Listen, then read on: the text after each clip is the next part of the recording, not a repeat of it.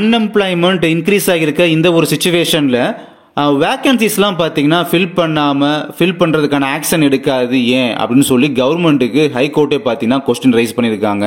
S, Tamil Nadu government தான் பார்த்தீங்கன்னா இந்த கொஸ்டினை வந்து ஹைகோர்ட்டே பார்த்தீங்கன்னா இப்போ ரைஸ் பண்ணியிருக்காங்க. அதை பற்றி இந்த வீடியோவில் பார்க்குறோம். இந்த ஸ்டேட்டில் உள்ள டிஸ்ட்ரிக்ட் கன்சியூமர் கோர்ஸ் இருக்கக்கூடிய வேக்கன்சிஸ், அதாவது டைப்ரைட்டர்ஸ் அண்டு ஹெல்பர்ஸு, கம்ப்யூட்டர் ஆப்ரேட்டர்ஸ், இந்த மாதிரி வேக்கன்சிஸ்லாம் பார்த்தீங்கன்னா ஃபில் பண்ணாமல் காலியாக இருக்குது அப்படின்னு சொல்லி நியூஸ் பேப்பர்ஸில் பார்த்தீங்கன்னா அந்த செய்தி வந்து வந்ததுனால அதை பேஸ் பண்ணி என்ன பண்ணியிருக்காங்கன்னா மெட்ராஸ் ஹைகோர்ட்டே பார்த்தீங்கன்னா தாமா முன் வந்து இந்த கேஸை வந்து என்கொயரி பண்ணியிருக்காங்க.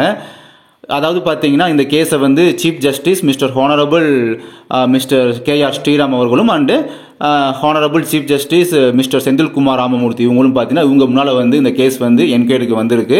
அப்போ தமிழ்நாடு கவர்மெண்ட் என்ன சொல்லியிருக்காங்க பார்த்தீங்கன்னா, அதாவது ஸ்டேட் கவர்மெண்ட் சார்பாக human resource development department additional secretary அவங்க ரிப்போர்ட் பண்ணியிருக்காங்க. அந்த ரிப்போர்ட்டில் என்ன சொல்லியிருக்காங்கன்னா, இந்த ஸ்டேட்டில் வந்து இருக்கக்கூடிய 32 டிஸ்ட்ரிக்ட் கன்சியூமர் கோர்ட்லையுமே அனுமதிக்கப்பட்ட அந்த டைப்ரைட்டர்ஸ், அப்புறம் ஜூனியர் ரெசிஸ்டன்ட்டு, இந்த மாதிரி வேக்கன்சிஸே மொத்தமாக 230 வேக்கன்சிஸ் அப்படின்றது இருக்குது. இதில் வந்து 11 ஜூனியர் ரெசிஸ்டன்ட் வேக்கன்சி, அப்புறம் 2 அந்த டைப்ரைட்டர்ஸ். ஸோ மொத்தம் ஒரு 13 வேக்கன்சி மட்டும்தான் காலியாகாமல் ஃபில் பண்ணாமல் இருக்குது அப்படின்னு சொல்லியிருக்காரு. அண்டு டிஸ்ட்ரிக்ட் கன்சியூமர் கோர்ட்டில் வந்து கம்ப்யூட்டர் ஆப்ரேட்டர் வேக்கன்சிஸ் பற்றி அப்படிலாம் எதுவுமே நாங்கள் அலாட் பண்ணவே இல்லை.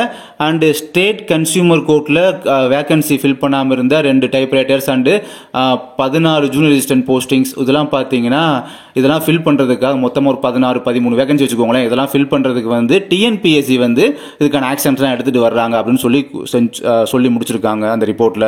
அந்த ரிப்போர்ட்டை பார்த்தீங்கன்னா ரெஜிஸ்டர் பண்ணிக்கிட்டாங்க ஜட்ஜஸ். ரெஜிஸ்டர் பண்ணிட்டு வேற என்ன சொன்னாங்கன்னா, அடிஷ்னலாக இது okay, consumer court, district consumer court, state consumer court okay, அதுக்கு இருக்கக்கூடிய கீழமை நீதிமன்றங்கள், அதாவது தாலுகா நீதிமன்றங்கள், தாலுக் கோர்ட்ஸ் சொல்லுவோம்ல, அந்த கோர்ட்ஸில் உள்ள வேக்கன்சிஸை வந்து ஏன் ஃபில் பண்ணாமல் இருக்குது, அந்த வேக்கன்சிஸ் ஏன் ஃபில் பண்ணாமல் இருக்குன்னு சொல்லி அதை மென்ஷன் பண்ணி சுட்டி காமிச்சு இந்த தமிழ்நாட்டில் வந்து அன்எம்ப்ளாய்மெண்ட் வந்து இருக்க இன்க்ரீஸ் ஆகிட்டு போயிட்டு இருக்கு. ஸோ இந்த வேக்கன்சிஸுமே ஃபில் பண்ணுறதுக்கு நம்ம ஸ்டேட் கவர்மெண்ட் ஏன் ஃபில் பண்ணாததுக்கு ஆக்ஷன் எடுக்காது ஏன் அப்படின்ற மாதிரி கொஸ்டின் ரைஸ் பண்ணிட்டு, இந்த கொஸ்டினுக்கு நான் கேட்ட இந்த கொஸ்டினுக்கு வந்து அடிஷ்னல் ரிப்போர்ட்டாக எங்களுக்கு வந்து சப்மிட் பண்ணணும் அப்படின்னு சொல்லி இந்த என்கொயரியை பார்த்தீங்கன்னா அப்படியே, அதாவது இந்த ஹியரிங்கை வந்து Jan 23 அன்னைக்கு போஸ்ட்பான் பண்ணி வச்சிருக்காங்க.